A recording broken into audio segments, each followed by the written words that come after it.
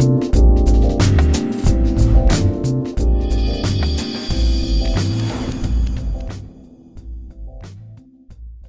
me is lawyer turned activist, Aam Aadmi's National Executive Member, Sri Prashant Bhushan ji, this evening in Viewpoint. So welcome. Thank you. So all the major political parties, including the BJP and Indian National Congress, and also a major mass of India, has been very skeptical about the future of Aam Aadmi. So what will be the political role of Aam Aadmi that is going to take up in this upcoming parliamentary elections? See, the Aam Aadmi Party is a party which has been born out of this anti-corruption movement, and it had to be set up because we realized that those who are in power in this country, those who are in charge of the ruling establishment, whether in the government or in parliament, are unwilling to bring about a serious anti-corruption legislation, even if they see that a large majority of people in the country support that kind of legislation, because they feel that they would themselves be in the dock if there was a independent anti-corruption machinery. Therefore, and every time they were taunting us that, who are you to tell us what kind of anti-corruption law? We are the elected representatives. If you have the guts, come and defeat us in elections, and then you will have the locus to talk about these issues. And therefore, though we were not wanting to enter electoral politics, but we have been virtually forced to enter electoral politics, because we realized that this country will first need to have an electoral revolution to change the face of people, or to change the kind of people who are in parliament, before it can have a political revolution. And this country needs a political revolution not merely in the form of an anti-corruption legislation, but it needs serious reforms in our democratic system, in our judiciary, in our civil services, in our police, and none of those things can be done by these corrupted lot of political parties or members of parliament who today occupy parliament. Corruption has always been an electoral subject for all these decades in India, whether it is from Congress or whether it is from BJP or whether it is from any other regional parties.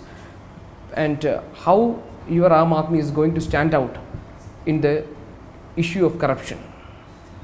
No, we are very clear that the Aam Aadmi Party is wedded not just to a anti-corruption, independent anti-corruption body like the Jan Lokpal, and putting the CBI, making the CBI independent of the government by placing it under the administrative control of this independent Lokpal, but it is also wedded to every form of transparency, and that is why in our party we have this system of even internal Lokpals and internal transparency of our accounts and every other thing. So therefore, the party is wedded to every form, or to increasing every kind of transparency and accountability in every way possible, whether it is within the government or even within political parties. There has been strong criticism on the political focus of Aam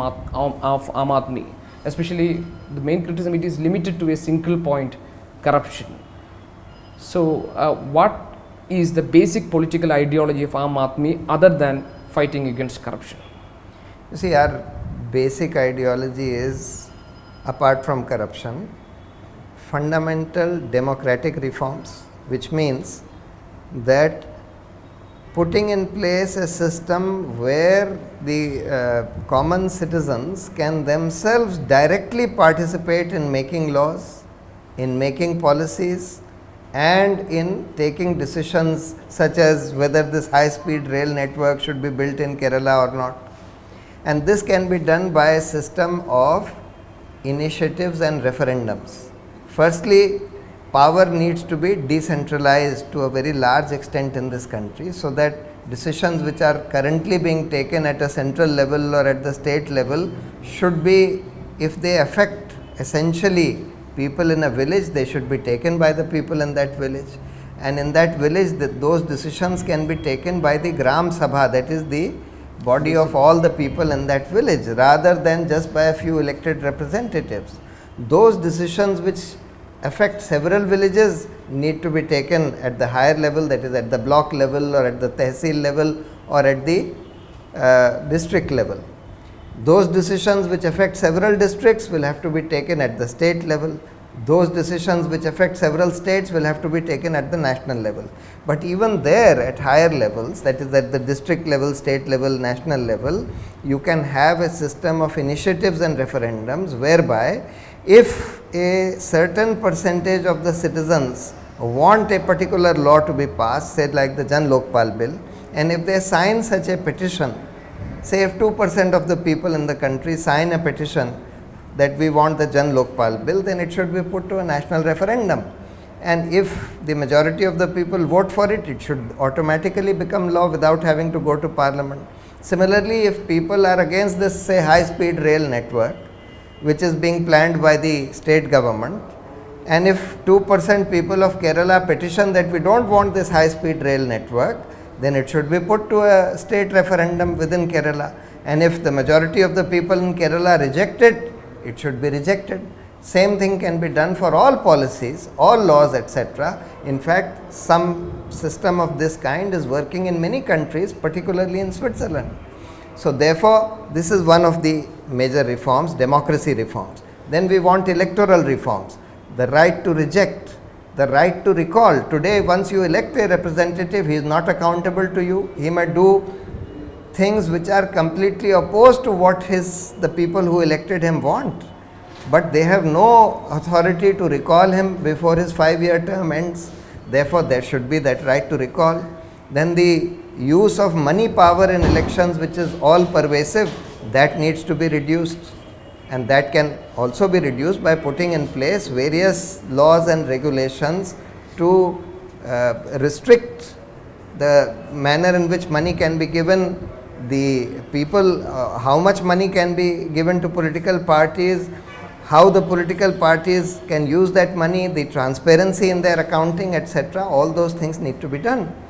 Apart from that, these institutions of governance, the judiciary, the civil services and the police, which were set up by the British in order to rule this country, need to be structurally reorganized in order to become instruments of service to the people of this country.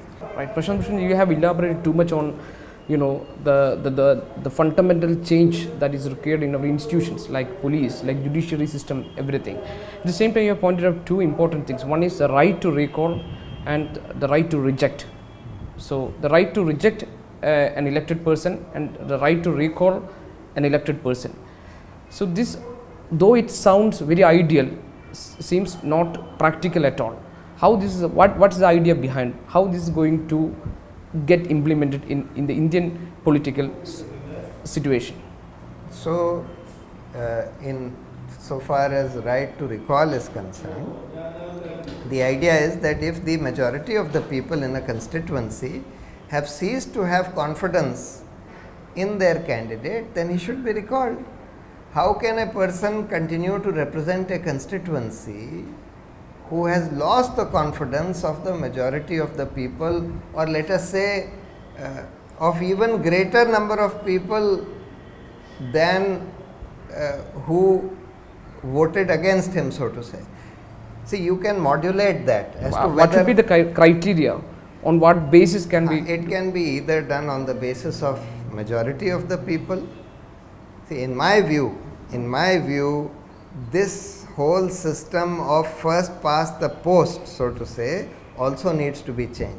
In my view, we need to move towards a system of proportional representation where even smaller parties and smaller groups will be able to get some representation in parliament or in the assembly in accordance with the support that they enjoy.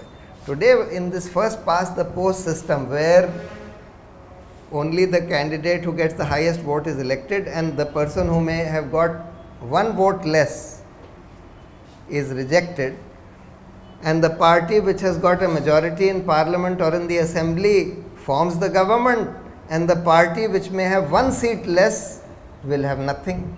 So you have first past the post at two levels. First at the level of election itself, and second at the formation of government. You can have every party declaring its list of candidates and people voting for the party lists. And eventually, if a party has got, say, 20% of the vote, the first 20% of their candidates would get selected, or those 20% of the candidates who get the maximum votes among that list, because you can have even voting for candidates within that list. People would be free to vote not merely for a party but for their favorite candidate of that party within that list. So you can evolve that kind of system which will affect two things. Firstly, today people don't vote for the party of their choice because they feel that though this is the best party, but it is not going to win the elections. The only party who are in the race for winning the elections are these two major parties, and therefore we might as well vote for one or the other of these two parties. So it is deterring people from voting for the party or the candidate of their choice, this kind of system. This, to my mind, needs to be changed. So therefore there are very serious electoral reforms that need to take place in this country. Similarly, now right to reject. If you have this first past the post system, which we have presently, then you see very often people are faced with a choice of candidates AOB. Who are all useless, and therefore there is no good candidate, and therefore but they have to choose amongst those.